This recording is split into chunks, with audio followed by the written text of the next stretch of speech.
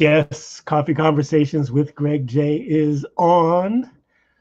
Festive season time. Yes. Thank you so much. Got my coffee. ColumbusOnCoffeeCompany.com.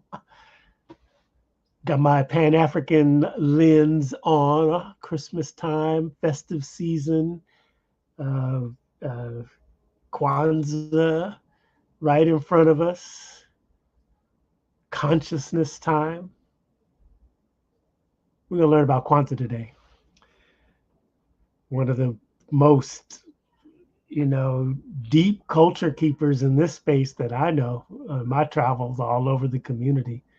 Brother R.W. Akile is here. He's going to tell us about Kwanzaa. Let's see if we can get him. Good morning, sir.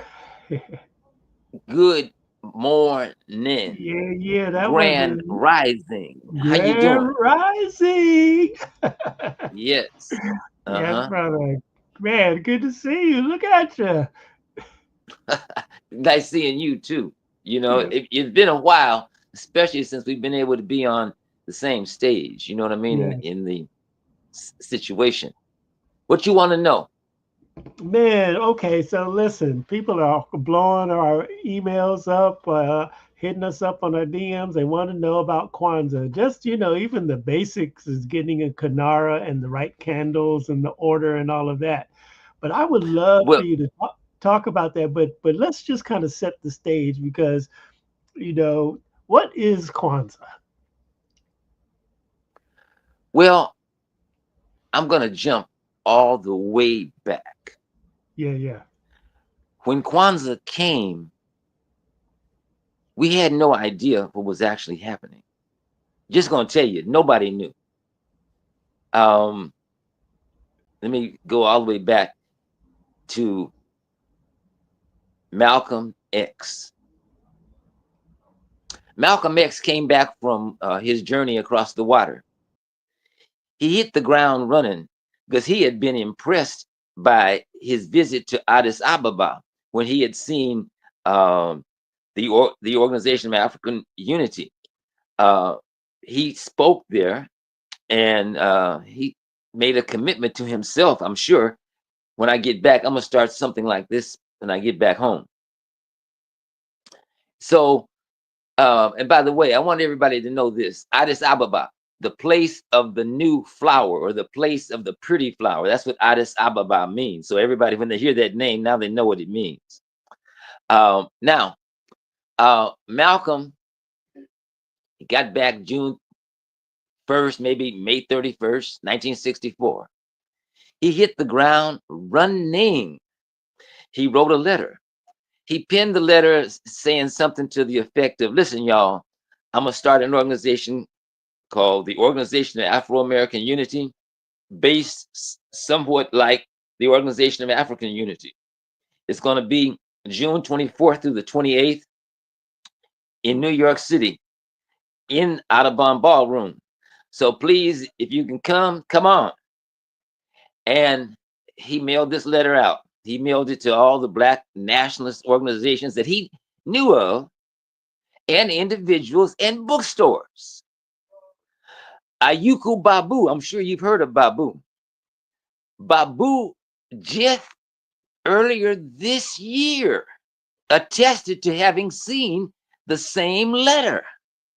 He said when a brother by the name of Akile had hit on him to join the Omegas, and Babu said, hey man, that's cool, but I'm down with the revolutionaries because I saw this letter from Malcolm X at the Aquarian Spiritual Center, and that's what I'm down with.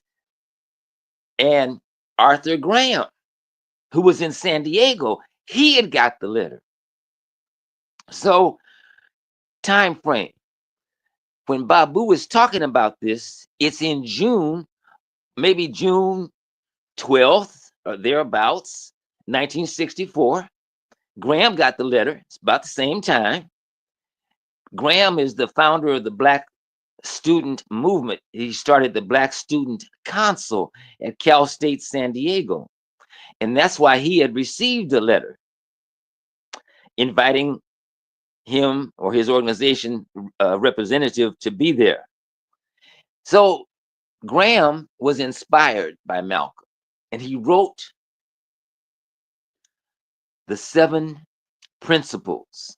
That's right. He wrote the 7 principles. And he arranged for Josh von Woolfolk, a member of the Black Student Council, to go to New York and present the 7 principles. And that's what Josh did. He went to New York and he presented the 7 principles. And most people are not aware of this. They think that it was, it came from somebody else. But I'm just telling you, that's where they come from. So when Josh returns to LA, to San Diego, rather, excuse me. He returns to San Diego, and Malcolm subsequently gets murdered by the whatever forces that were involved with taking him down. What Art said, he said that after that, because I remember it myself, we were shocked by what happened. And so the Black Student Council had heard of this cat by the name of Karenga, Ron Karenga, in Los Angeles, who was teaching Swahili at Fremont High School Adult School. He used it as a recruiting base where he recruited membership for the US organization and the Afro American Association. Actually, the Afro American Association before the US organization. But anyhow, so Joe Vinson, a member of the Black Student Council, he was tasked with going and contacting Karenga and asking him to translate the titles, 7 principles, unity through faith, respectively, into Swahili. And as Graham said to me, we told him, leave the English text alone. So as Graham, he said, Karenga did an excellent job of coming up with Nguni Saba, Umoja, Kujichagulia, and so forth on down the line to Imani. And so that was in 65. That was again in 65. Gloria Vinson invites Karenga to come to San Diego to make a presentation about what he was doing in LA. As she said, there was nothing Black happening in San Diego, so we wanted to hear what was happening. And that's why we invited him to come to San Diego. So after he made his presentation, Graham said he didn't want to be at the meeting. But when he finished his presentation, Joe called Graham and they put Karenga on the line and they told him, we want you to start a holiday, December 26th to January 1st, base it around the 7 principles and give it an African name. Now, a person who was there, who lives in Barstow, California right now, her name is Reverend Salimu P. Ridgway. She said, oh, I remember that meeting. It was in the living room of Gloria and Joe Vinson. I was there. That's what she said. So that is the nexus of the actual origin of the 7 principles.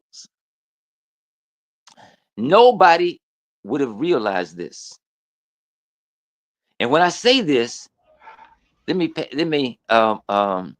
take us back in time. 1968. Betty Shabazz is co-grand marshal of the Watts Festival Parade. And Damu, the late Ngao Damu, one of the original members of the U.S. organization and who was there when Kwanzaa started. What he had said to me, he was relating this incident that I'm talking about at the Watts Summer Festival Parade. He said that Betty Shabazz got into an argument with Karenga. I, for the life of me, could not grasp why was, of all people, Betty Shabazz engaging Karenga, a nationalist.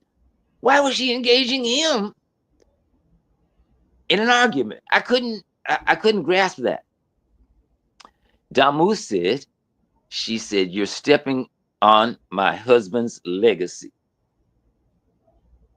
Now, that was in the probably about 82, somewhere in that time frame that he's telling me this.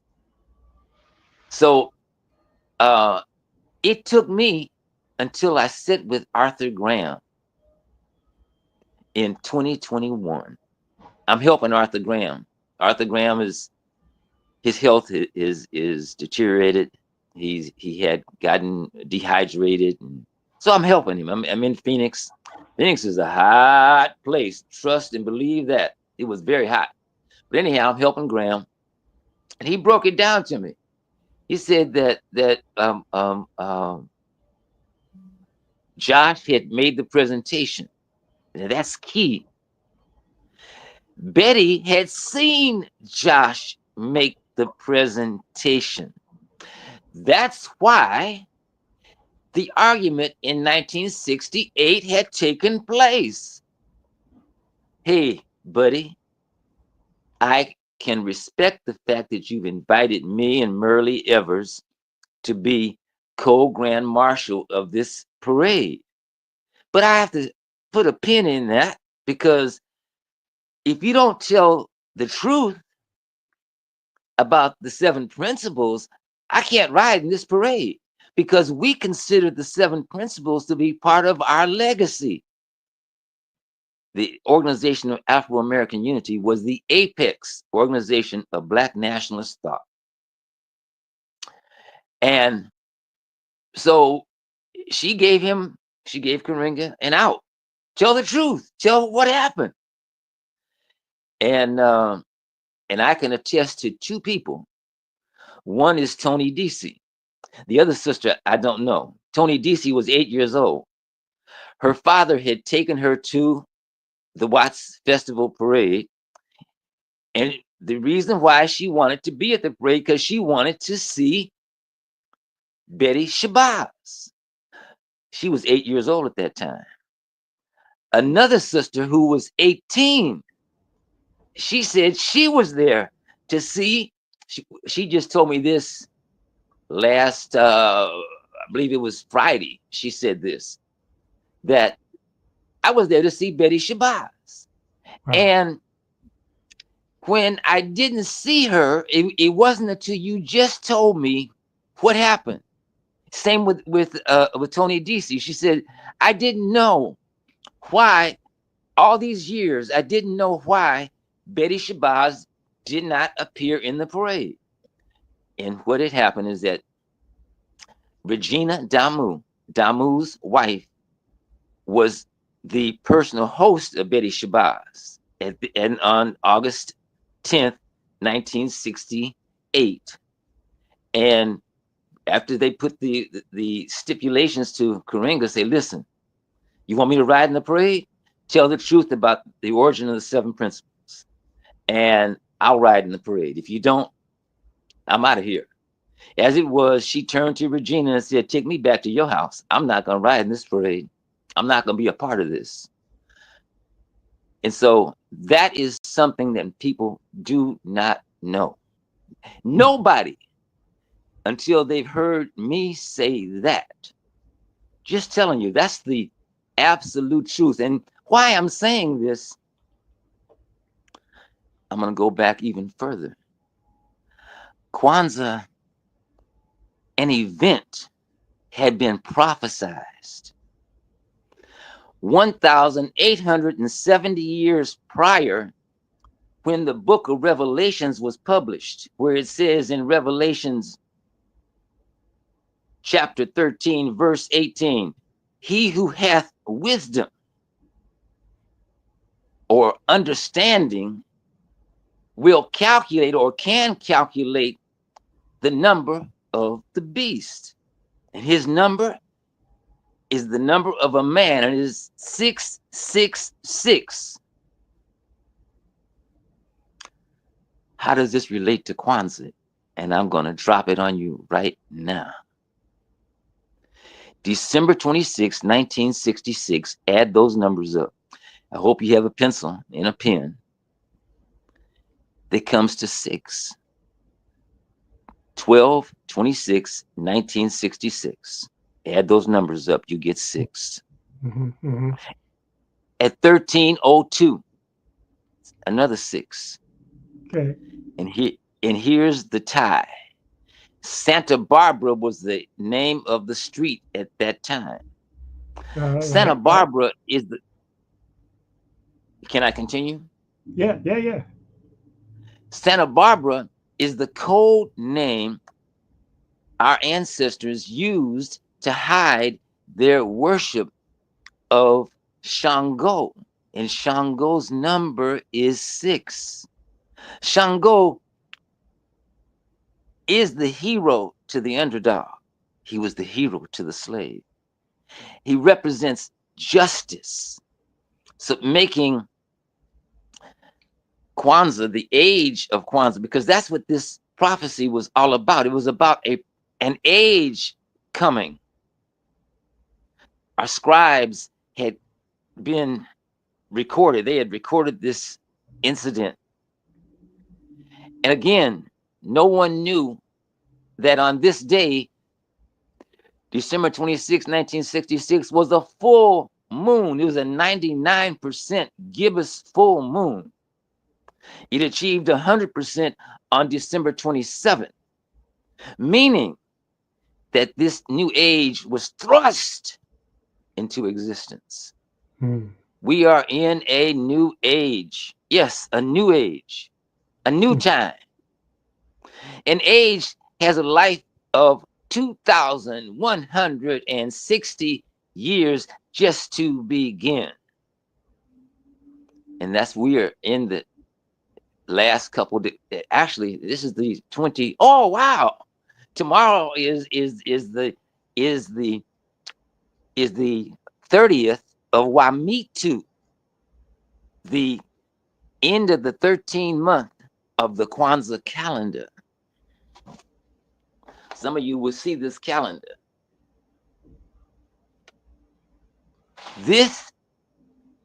We're on the eve to the eve. We're on what they call Christmas Eve. Christmas Eve is the eve of the last day of our year, which is the 30th of Wamitu. We are All right, into. so this is really fascinating history there. You know, I'm actually born and raised San Diego. I didn't know there was such a connective tissue to San Diego, and the person said right, when not much black going on. You know, we're just a tiny little community in San Diego. You know, it probably still is to this day. Oh, it Uh, is. That's right. That's right. You're right. yeah, yeah, man. One many of us, but you know, let me ask you this question. Okay, so now we here, and said something very key early on. Is like back in those beginning days, you guys didn't know or realize that it would be so big, and some would even say they try to commercialize it in some way, shape, form, or fashion. But the main thing is what we would love for some of the viewers and listeners to grab from today. And since you were there at the origin, man, why is it important for us in our African communities to commemorate or observed Kwanzaa in any shape, form, or fashion?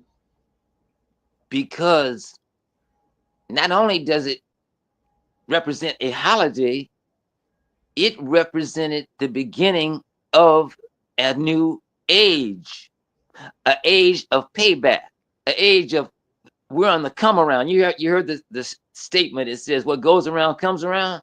Yeah. We're on the come around. Now, however it is going to manifest itself, I don't know. I'm not even going to attempt to say that I know. But those that have karma, they will reap their karma because they've done what they have to repeat to reap. I didn't make this be. My aunt explains it. Said that what you do, you get back. You do good right, you get good back. You do bad right, you're gonna get bad back too. Yeah. So Kwanzaa literally launched a new age. And the Kwanzaa calendar is the timekeeping device of this age. You may ask me, how did I come about? Okay, let me break this down. I Mhm. was head of the Kwanzaa coordinating committee here in Los Angeles, and I had asked Damu, how can I make a contribution to Kwanzaa? He said, whatever it is you do, don't take away from the Nguni Saba. Mhm. Okay.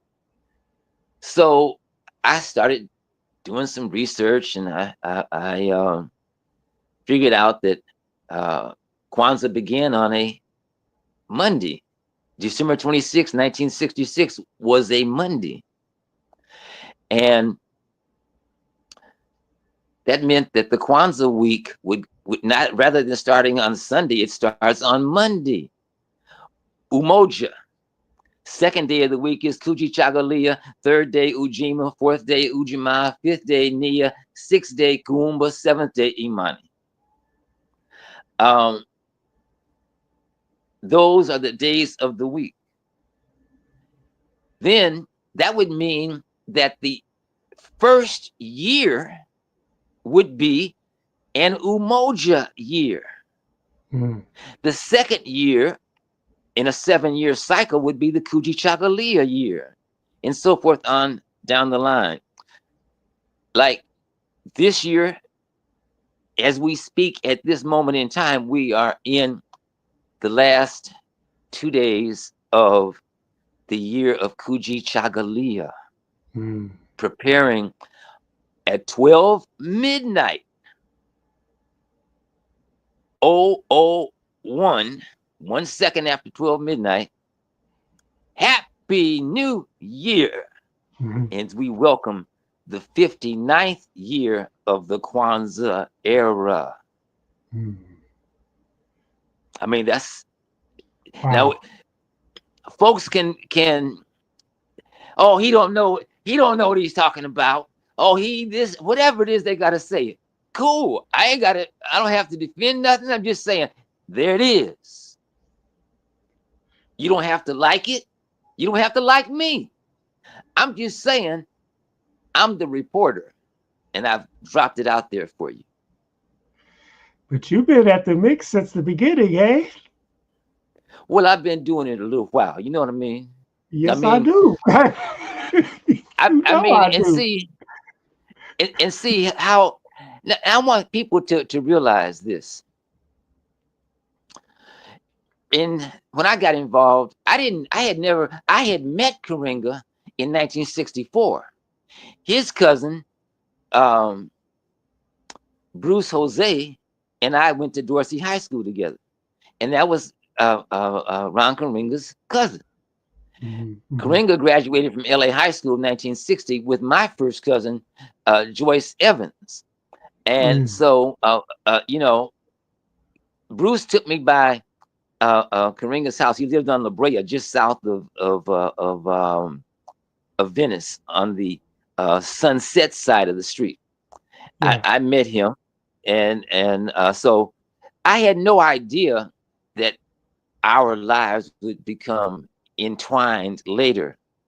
Mm. Um, when he wasn't, he was in jail. You know, he was in Mm. jail. He had been convicted of an incident where he had participated in the torturing of two sisters. One of them was Idili Mashariki. The other one was Deborah Jones. Um, she wrote a book. She has a book out, and it's available, I believe, on Amazon. I can't think of the name of the book, but anyhow, documents. Deborah Jones documents what happened. Idili Mashariki documented with Doctor well, the brother that wrote the Fighting for Us. He wrote the book of Fighting for Us, Dr. Scott Brown. Mm. Uh, Mm. he has a couple of, I think he said he has 4 hours of audio tape of what Idili said. Um, Thandi Shimaranga helped Deborah Jones write her book. But the point is that uh, I would think that at the very least, Maulana Karenga, he would at least owe those sisters a uh, an apology. I'm sorry, whatever. I was foolish. I was stupid, or whatever it is he had to say. I don't know. I can't make a grown person say what they are supposed to say. Given the fact that he has written a book about Ma'at and he considers himself to be an expert on Ma'at, I would think that he would be true to the game. I mean, it's there for him. He cannot, to me, deny. And in Deborah Jones' book, she points out that Tia Moya stuck a hose in my mouth. That's what she says. I mean, that means that Tia Moya was part of the. There were four people, two brothers, Tia Moya and Ron Karenga. That was what was there. And one of the reasons why he doesn't speak to his first wife, Haiba, is because she testified against him. Um, being Mm. his wife, she didn't have to say anything, but she testified Right. against him. But anyhow, all that aside, I would think as a leader that he would step forward and say, yes, I did this. And I I did time. I was convicted of it. And so I really want to apologize and ask these sisters to accept my apology. May they, whatever it Mm. is he had to say, that's on him. None of us, note this, none of us can put the words into his mouth. That's something he must come to.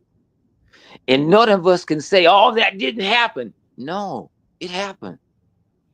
Mhm. All that aside, it simply With is them or saying this, is that we can't elevate personalities. We're not perfect. I'm not perfect. You know what I mean?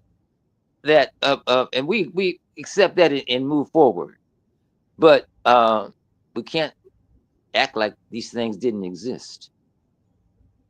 It yeah, existed. It happened. yeah. That doesn't mean it has no it has no bearing negatively on Kwanzaa because Kwanzaa came and it's gone. Listen, you will not hear me say millions of people celebrate Kwanzaa. I would say Black people here celebrating Kwanzaa maybe 2 million people. And I think I wouldn't go any higher than that. And the reason why I say that, contrary to what anybody else may say, I ask anybody if they doubt what I'm saying, close your eyes, go anywhere you want to go, turn to anybody and say, what is the Nguni Saba? And listen to their response, especially if you're on, let's say, the subway or on a bus or at the airport. Ask, Anybody? What is the Nguni Saba? Typically, you might get a what? What is that? I don't know what that is. Just being, if we be honest, we will recognize that because most of us, 99% of us, are still Baptists and Catholic or Protestants of various types, or Muslims or Buddhists or whatever it is we may call ourselves. We have not taken time out to understand what Kwanzaa is all about. There's nothing to motivate that. And the information that's out there is it's it's questionable. Number one, which again another thing that y'all don't realize. Part of the project of me enhancing the Nguni Saba in 1975, it was the year that my mother passed away. And part of our story as a family is that our real name is Coffee. That's what our real name is Coffee. That's what my mother told me. And so, following my mother's memorial service, I asked my aunt Nona. I said, "What is this name story? Our real name being Coffee? Is that the slave master's name? No, that's our African name." Bam! When she said that, I already knew that Coffee was Kofi. I knew that off from the get-go. I said, that means that we are Khan. And so I'm in the art studio. I'm babysitting my son. Maybe September of 75. I'm in the art studio of David Hammond at 2nd Avenue in Slauson, upstairs with my son Quayle. I'm waiting for Marcus Garvey to get out so I can go pick up my daughters. And so I'm looking through some of the magazines that David Hammond had in his studio, and I see the chart of the Adinkra symbols, and I said, wow, this comes from my culture. I said, ancestors, please show me the 7 principles that would represent the Nguni Saba.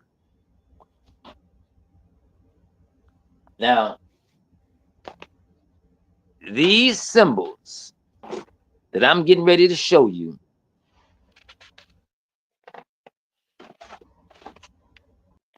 hopefully, yeah.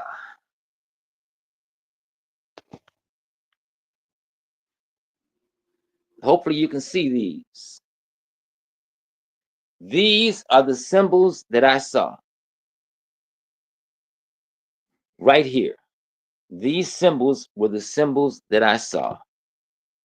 I hope everybody can see this.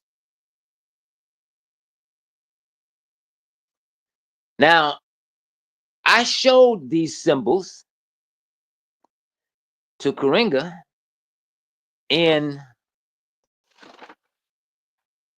76 at Saidi Publications. I was proofreading the calendar, and he and his wife came in. His bodyguard Wasifu came in. The actor Mosley, who played the helicopter pilot in Magnum PI. Yeah. Roger Mosley. Roger E. Mosley, that's right. He was there.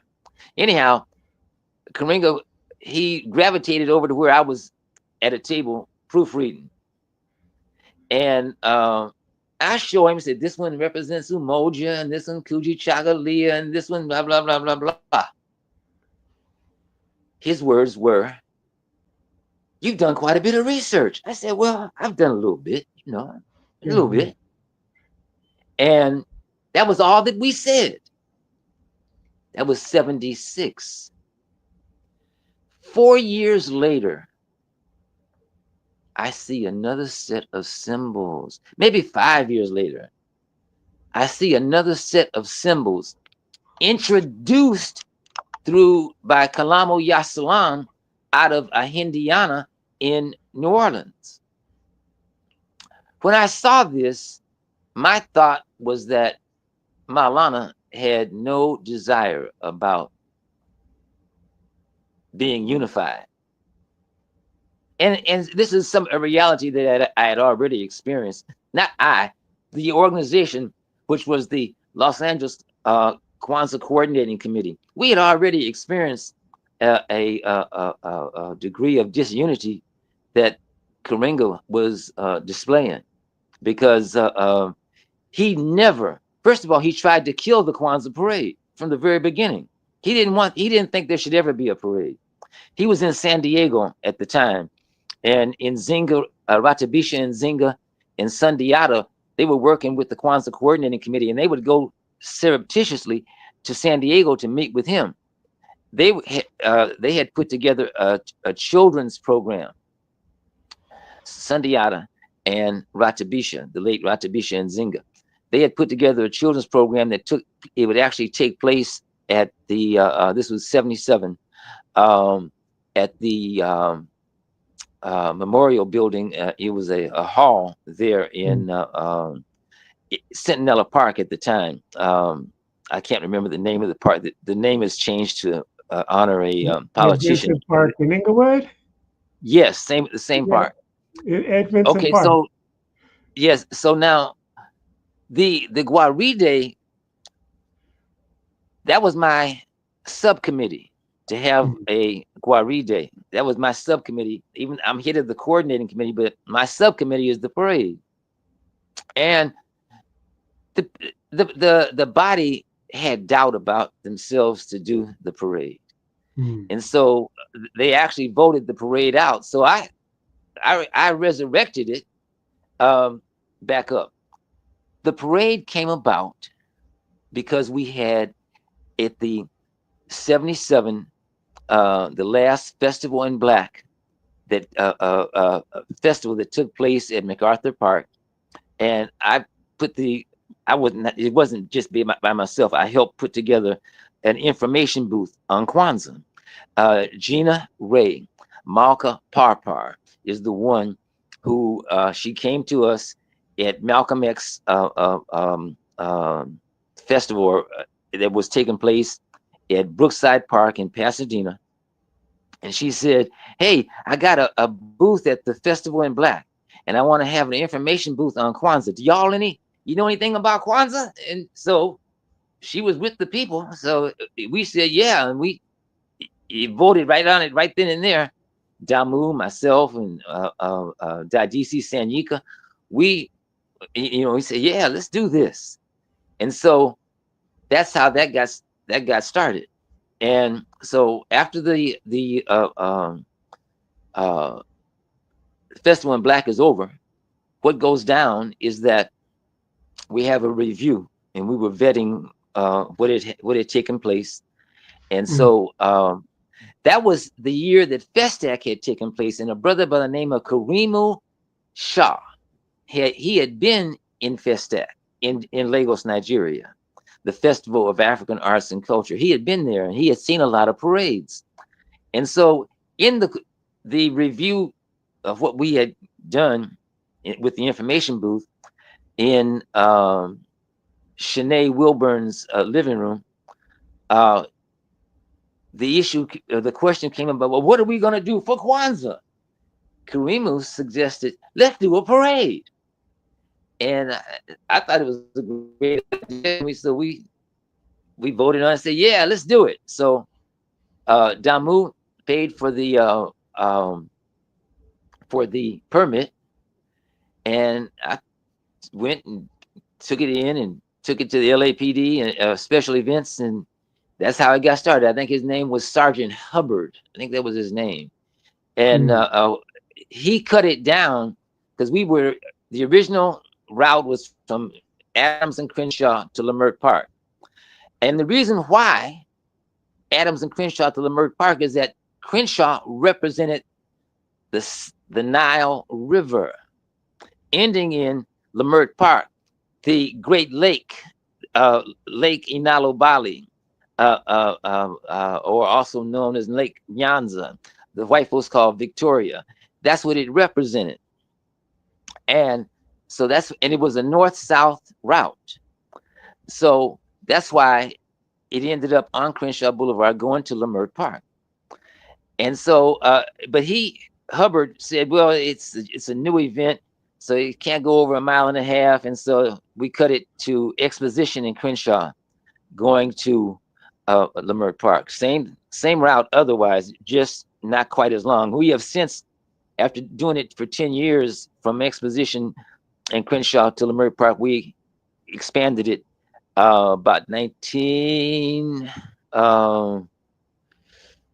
about the late 1980s or early 1990s. That's when we expanded to go all the way back to Crenshaw like we wanted to, and that's what we've been doing ever since. But like I said, Karenga did not want there to be a parade, and he influenced the group, and the group actually voted out, and we had a 2-car motorcade. We were expecting more people to come. It was Anyam Iji Igu, who I had sold him a red, black, and green Porsche. I was selling cars at this time, and so I had sold him a black Porsche, and he had red and green highlights put on it. So it was a red, black, and green Porsche. And K-Ace Radio had a double-decker signature bus, a London bus, red double-decker bus. Yeah. And you remember that, right? Yeah. So D.D. Wow. Davis, the father of Willie Davis, football great Willie Davis, and owner of Beaumont Distributors and K-Ace Radio, it was their bus, and they would store it on 111th place. Now, on December 26, 1977, December 26, 1977, we met over there at 11 in the morning. Amanifu, one of my partners and brother with Shangana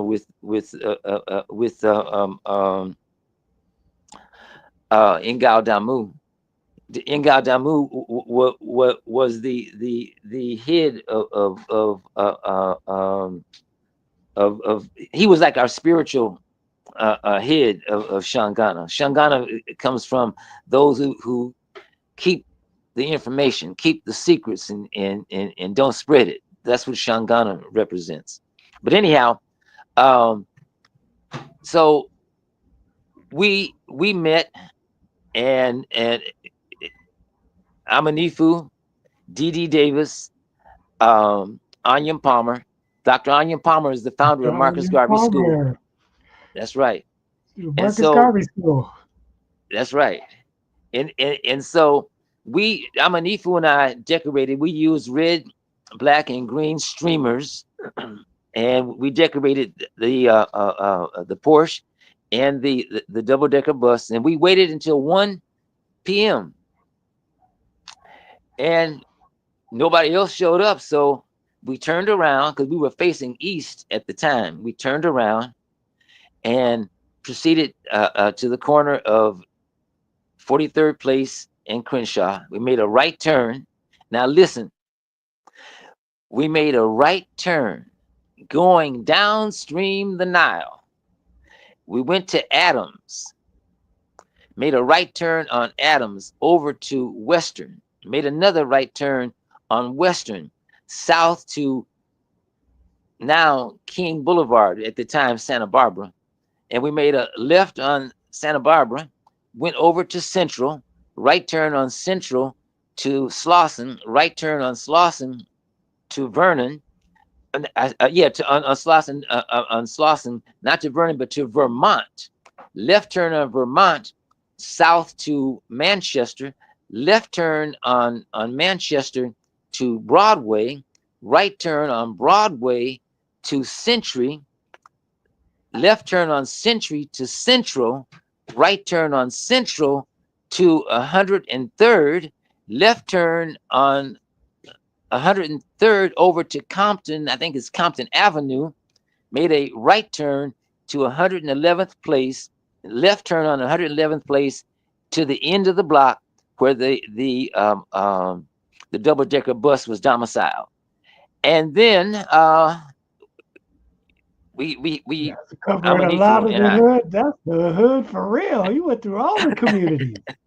yeah we were that's what we did, and as we were going through the community, we were saying Happy Kwanzaa, Happy Yeah, yeah, Kwanzaa. That's what we did, and so then and then it started to rain. It didn't rain hard, but that was a very, for those who don't know, that was a very wet year. mm, 77 was an extremely wet year. It was one of the, I'm I stay on top of weather, and when yeah, I say it rained like 30 some odd inches, which is unusual for Los Angeles, but it rained yeah, over 30 inches that year. yeah. And as I said, as it came to an end, it started to rain. Mhm. So we really had a great year in terms of the children's event and all that. Everything Yeah, ended up fine, yeah, but yeah, just saying, the what's the term, the intrigue, the yeah. so forth. That's a lot of folks are not aware of that. So I mean that. Well, it's interesting. This is great and fascinating history, and I thank you so much for sharing. I want to kind of take a step back, and like you say, there's only a few people, Black folks, who really will celebrate or commemorate Kwanzaa, and I do get that.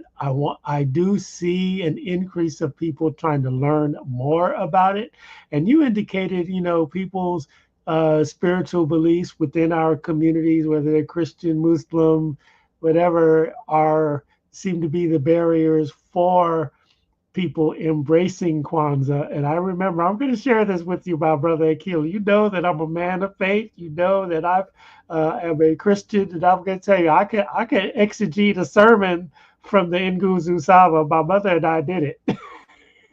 Okay, I heard that. Yes. Okay, I Yeah, got you. we did it. Yeah, we took each value of each of the days, and we were able to find, a word about it. So listen, I might preach that one day on mine.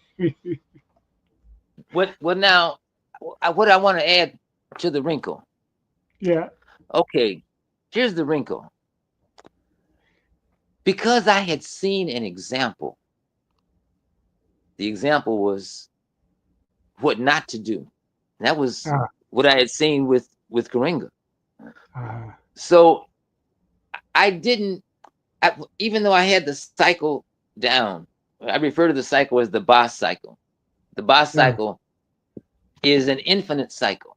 It goes forward and goes backwards, with the key point being that 19 December 26, 1966, the last 6 days of 66, and the year of 67 being the first year of the Kwanzaa era. Now, that means that was an emoji year. 68 was a Kujichagulia year, and so forth on down the line. And that's a repeated cycle. So now that means, at first I just had it listed as the seven principles, but finally it was in the early 2000s.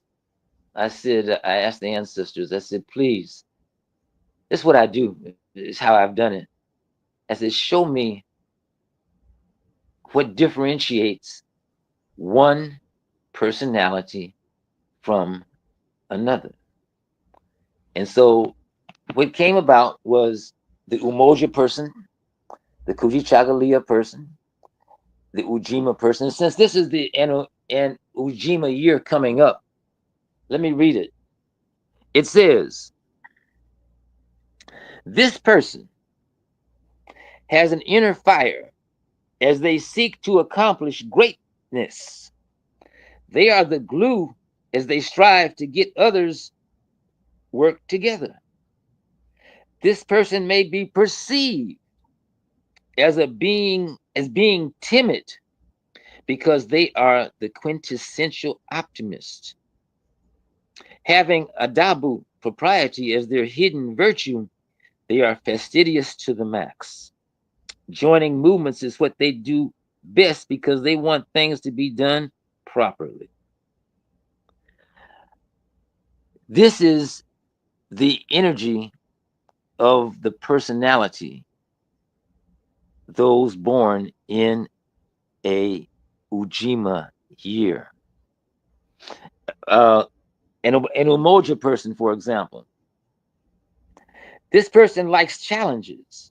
Never put an open challenge to such a person.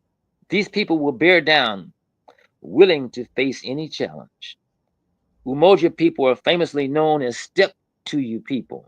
They speak to the truth, sometimes referred to as being idealists. Umoja people will base everything on Kweli, their shadow virtue. Now, let me ask you, for example, what year is your birth? 1957. You said 1957? Yes, sir. 1957, Nia. Ah, Nia, pointed, short, quick, and direct. Nia people do not like confusion. They are known for being quick thinkers who grab the raging bull by the horns and make things work when others might give up. These hardworking people are single minded with a tunnel like focus. Nia people can be tolerated because their intentions are never ill. With Usawa, balance, as their shadow virtue, they see both sides of a story. Now, nice. you heard that. Does that fit you? Yeah, it does actually. You see what I'm saying?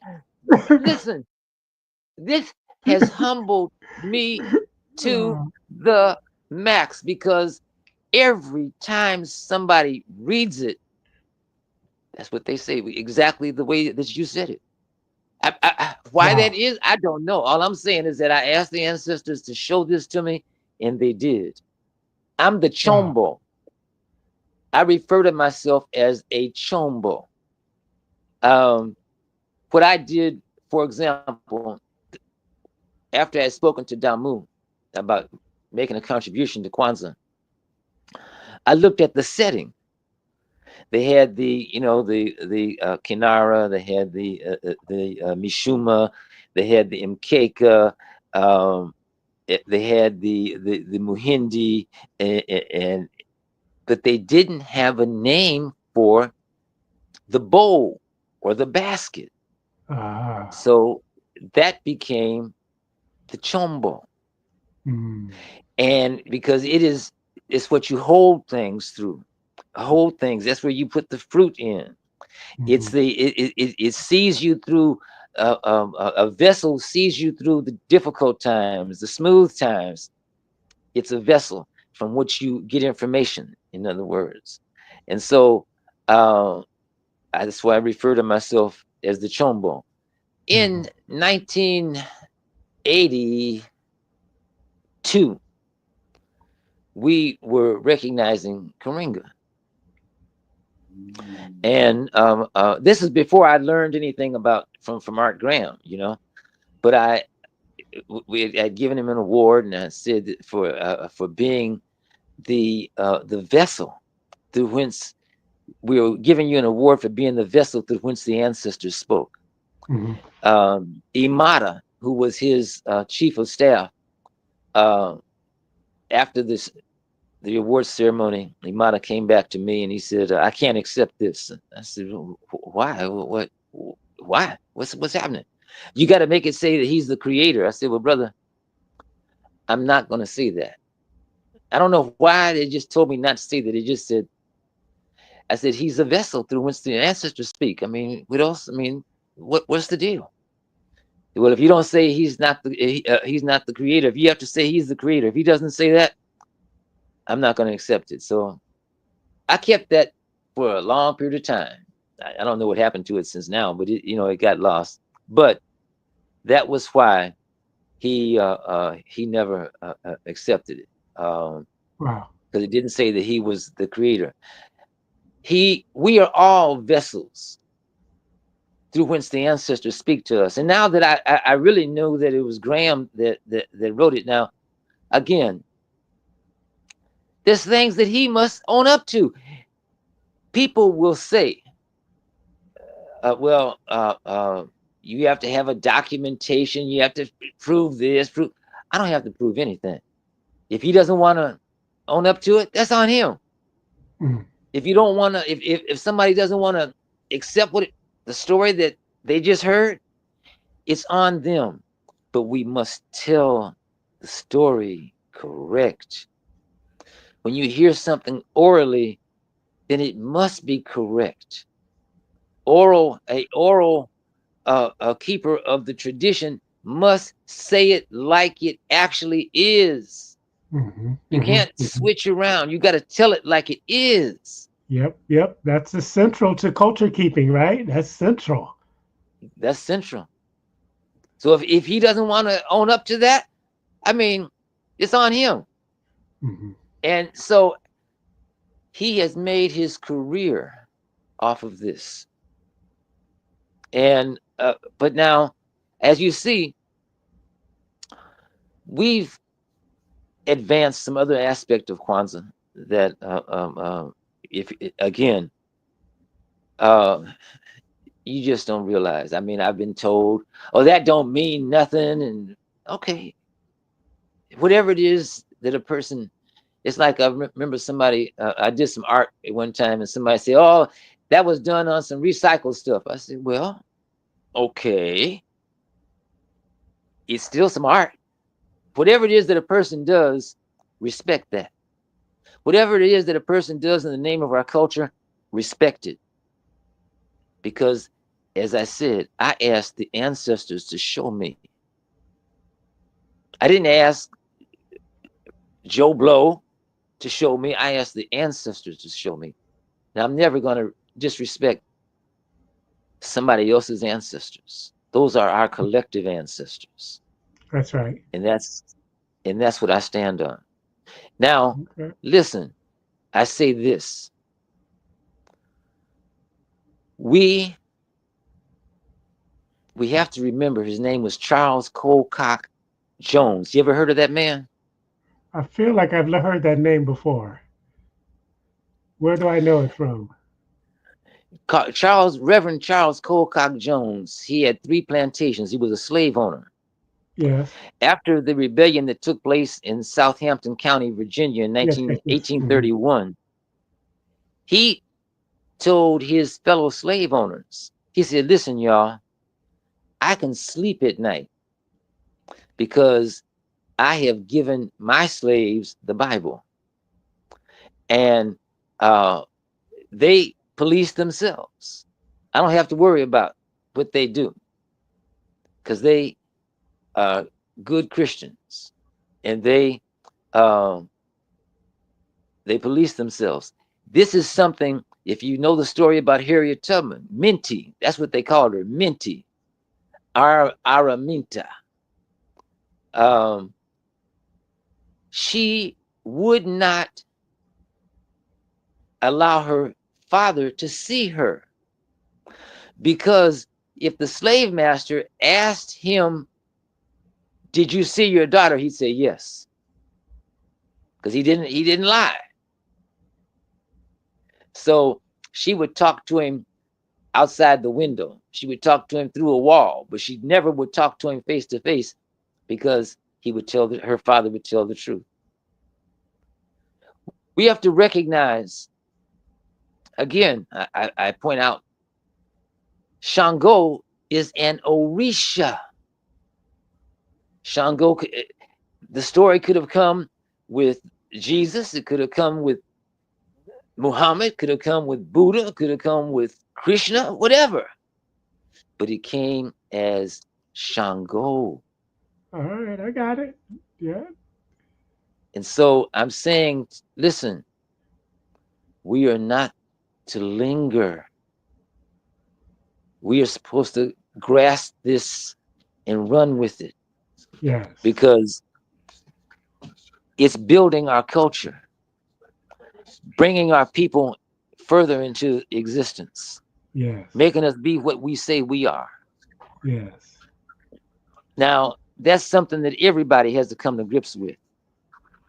How you come to grips with that, that's on that's on the individual. Yeah. Yeah. And Yeah. it's something that we, because we are a nation. Remember that. We are a nation. That's right. And we are growing into this unction, this great blossoming. We are developing. We are the Weusi people, not Mm. African American, not Afro American, uh, but the Weusi people.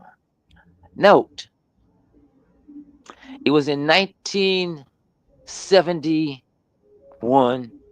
Many of us had on the walls of our kitchens or our dining room, we had a blessing.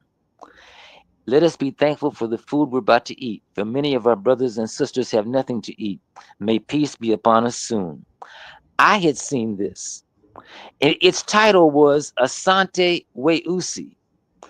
And I had it, I had calligraphy, not had it calligraphied. I calligraphied it, framed it, copied it on parchment, and I gave it out as gifts for 70, I think it was 71.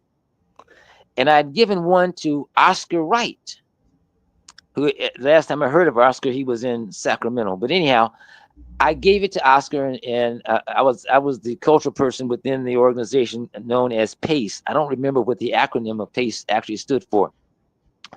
Oscar was the founder of PACE, but I called him because we were getting to ready to do something for Black History Month, and I needed some information for him to complete the project that I was working on.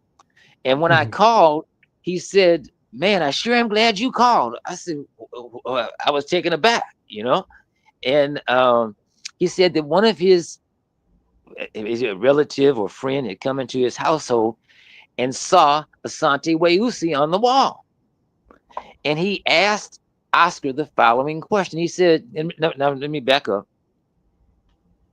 This is the time when I'm on a quest. What is our name? I had asked a prayer. What is our name?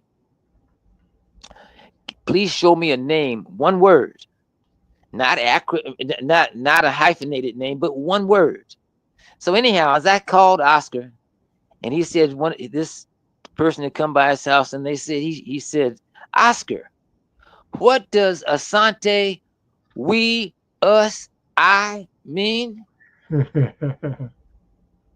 I said, Oscar, thank you. You just answered a prayer. Weusi is our name. Come to find out that it was Robert Williams, Negroes with Guns, in the 50s. He referred to us as Weusi. Mm. Uh, Bongo, the great silkscreen artist, he was from Philadelphia. He said the Sun Ra referred to we, us, and I.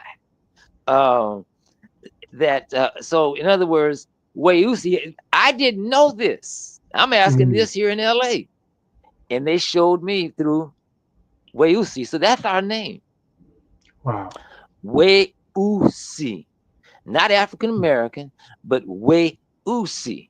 So everybody got that? Weusi, which is a Mhm. Swahili word that literally means plural, blacks. Eusi is black. Weusi is literally plural, blacks. So that is our Wow. name. All So right, that's that knowledge right there, man. I thank you so much for that. Just fascinating conversation with you, brother Akil. Man, I spent so long. Let me ask you a question. You still running? Listen, this year has been I've run this year, and I'm getting back into it. I went through had some health challenges earlier in the year, and so had an infection in my left foot, and I found myself not able to walk for a moment, brother. I had to call somebody Wow. to help me get home because I couldn't walk home. But Wow. I'm back at it. I'm back. You know, we do a walk and run. The four gates. The four gates. The Milango Ne. Milango means gates. Ne means four. So the four gates are Imtinde, the 21st of March to the 28th. Hmm. Hmm. Kidogo Ma'at, the back up. Imtinde commemorates the spring equinox. Kidogo Ma'at, June 16th to July 8th, commemorates the summer solstice. Omawale, September 21st to the 28th, commemorates the coming of fall, the autumn equinox. And finally, we just finished Anza, the winter solstice, the 5-day closing of the year. It commemorates at 12 midnight, going from December 25th to December 26th, or Wamitu 30 to Wakwanza 1. Happy New Year! And we light a black candle Hmm. for Asaru, because Asaru, that was considered his birthday. Now, who is Asaru? He's referred to as the Lord of the Perfect Black. He's the first of the intercalary days. When you read the story about Set having tricked Asaru to laying into the coffin, and through the lid on top, and sealed it with lead and pitch blende, and threw the coffin into the river. It said Set and 72 compatriots did this. What we didn't realize is that when you divide 72 into 360, the old calendar, you get 5 days. Those are the 5 days added to the 360-day calendar, resulting in a 365 and a quarter day calendar. When we did things, they had a practical sense as to why they were done. The whole story was based upon the addition of these 5 days, and they attached anthropomorphic attributes to it. Asaru uh, is the uh, Lord of the Perfect Black. What is the Perfect Black? Carbon. Without carbon, you have no life. Carbon is that's oil. That's even a diamond is carbon. Is the basis of blackness. Oil, wealth, the meaning of life, the carbon element.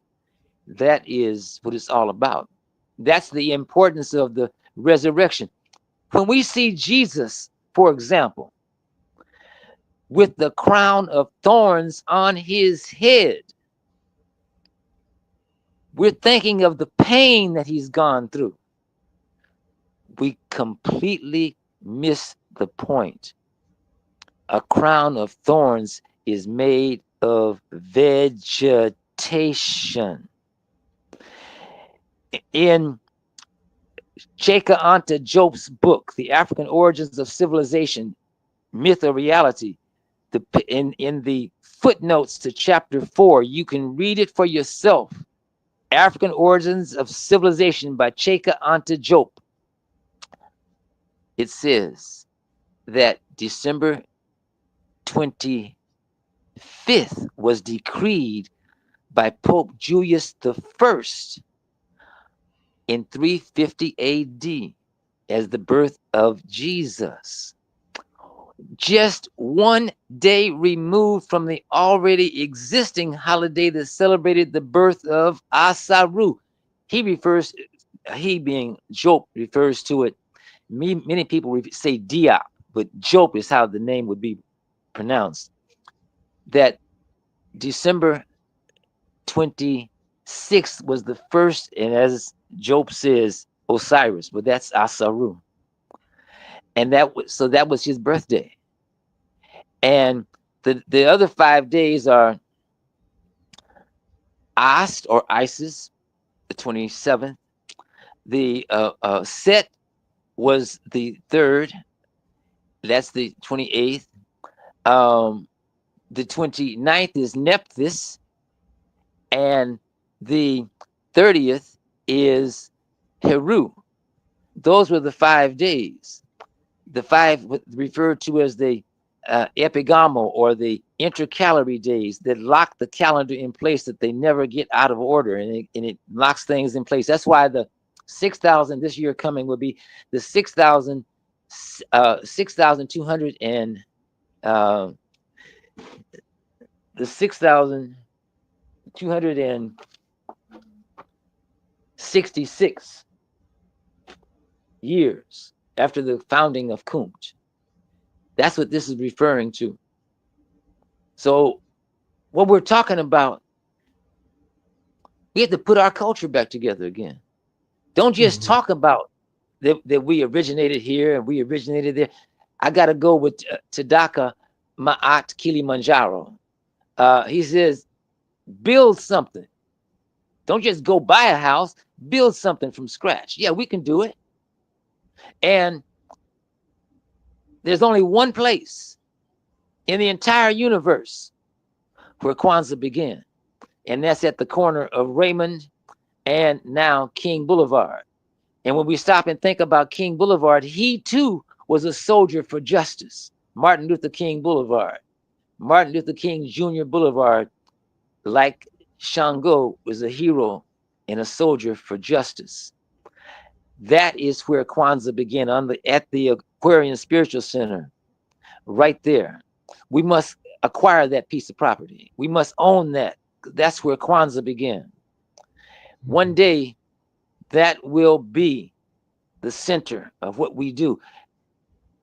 The beginning of this new age began right here. And the photograph, I will send it to you so you can post.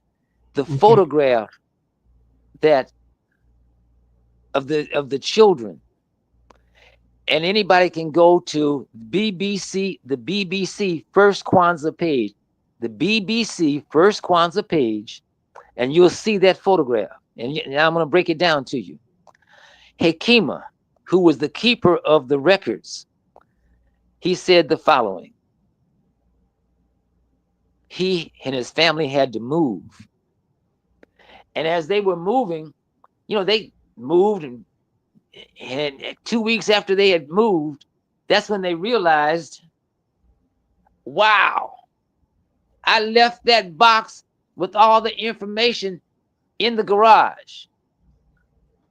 And I talked to that white man so bad, I knew he threw it away. Now, quiet as it's kept, we don't really know. Let's just hope that maybe the white man may have realized he has something valuable. But the picture that you have of the children and the word, and you see it, it's spelled Kwanza. When you see that picture, you're going to see a girl and note what I'm saying, you'll see a girl in the leopard skin motif outfit. That's Terry Damu. You see the girl in the end, that's her sister, Tanya. And the boy immediately to her right is Sam Carr Jr. That's Anza. That's his name. And the girl in the K, that's Kinamu. It was because of Kinamu saying, I want to be a part of this. And so Damu made another letter. He gave it to Terry because he knew he could tell her what to do and what not to do, and she would follow his instructions. And that's exactly what she says on the BBC site. She said that the adults they wanted to be correct. And so they told her, take the A off, take the A off. But if you look closely at her hands, you will see the way she has her hands. She has string in her hands. The string from the letter that her father had made for her. But that is how Kwanzaa got rolling. I don't know the other four, the other three of the boys. I've named three. I've named four of the people. Terry is the girl in the leopard motif. The girl in the inn is Tanya, and her brother is Anza. That's his Sam Carr Jr. That's Damu's son, and Kinamo is the girl with the K. She goes back and forth to Ghana on a regular basis, but I was just talking with her.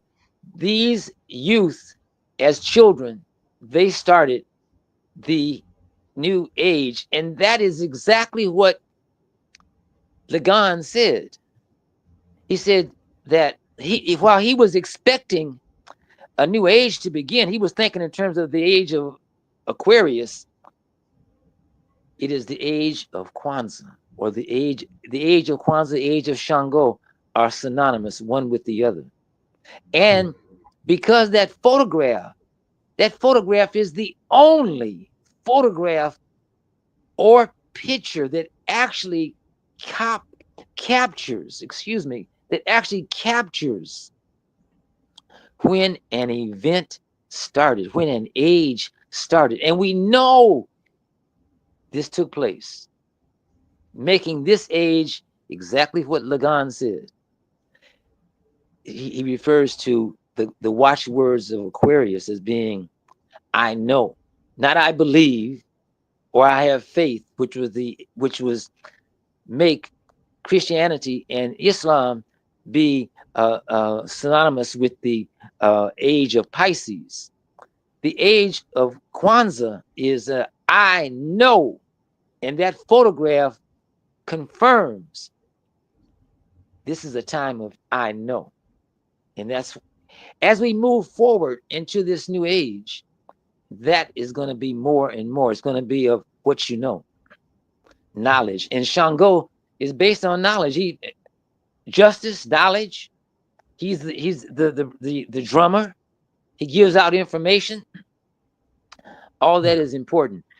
And it just codifies that you couldn't be in Dr. Lagan's presence more than a half hour before he would say something to the effect of, an age is coming, a new age is coming. That's what it was his message. Ron Townsend, the Fifth Dimension, he would go to the Aquarian Spiritual Center. He was a janitor at Dorsey High School when I ran track at Dorsey High School. And he became very famous from, the singing the song, the Fifth Dimension singing the song, The Coming of the Age of Aquarius. And so, and that was influenced by Dr. Alfred Lagan. So yes, it happened exactly like Lagan said. Well, RW Akile, man, thank you so much for coming, sipping some coffee with us. Coffee Conversations with Greg J. Fascinating stuff. I'm sitting there spellbound and everything. And so, thank you, brother. I appreciate it. Yeah, it's just very, very good stuff. So what time's the Gwaride start on 26 in LA? 11 a.m. The corner of Adams and Crenshaw. Okay. Southbound to Lamert Park. The cars will make a left turn on Vernon. The walking units will go into the park, and there'll be a festival closing the park. I mean, closing the Gwaride. Man, let me just tell you publicly, thank you so much for what you have done to preserve and keep the culture truth telling, culture keeping through storytelling, with the history of Kwanzaa, the consciousness that is Kwanzaa. However, it manifested itself into our certainly, one of the catalysts for it being certainly an eyewitness. And I want to just thank you for the work that you have done over the years. You've been that guy a long while. A little bit. As I say, I've been doing it a little bit. Yes, You're right. sir. I have to agree. Yes, sir, man. So much love to you, man. And drop your email. Say that one more time. Put my email out. Yeah, drop your email, or how do you want people to get a hold of you? Kwanzaa Gwaride. I must do it slowly. KWARIDE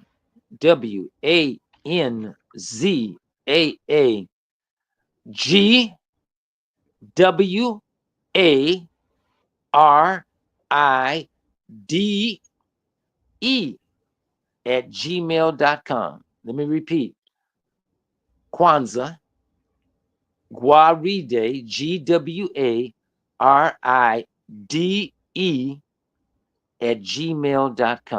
One more time so to crystallize and get everybody's mind. Kwanzaa Gwaride, GWARIDE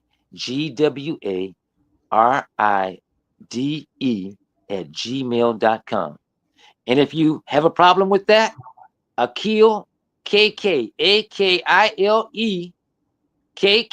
at yahoo.com. AKILE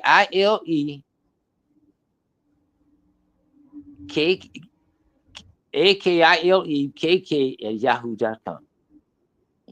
I hope everybody can. All right, y'all. That's what we're gonna do right there. That's it. Look, examination and exegesis about Kwanzaa there. It's going down right there. You can listen to this broadcast all on our Facebook pages, Coffee Conversations with Greg J, our website, Beat City Radio, beatcityradio.com. Where else? Spotify, Instagram, YouTube, LinkedIn. We repurposed the audio for audio only broadcast, and you can hear that wherever you get your favorite podcast: Apple, Spreaker, Spotify, Google, iHeart, just wherever. Just look it up, Coffee Conversations with Greg J. Happy Kwanzaa, y'all. That's what we're talking about. Coffee Conversations with Greg J. And above all, love one another. I want to thank Brother Akil, man. He's an artist, historian, nationalist, activist. He's that good guy. And thank him so much for coming through and giving us, wow, quite the history. Yeah. Yeah. All right, y'all. Go in peace. Love one another. Peace and blessings.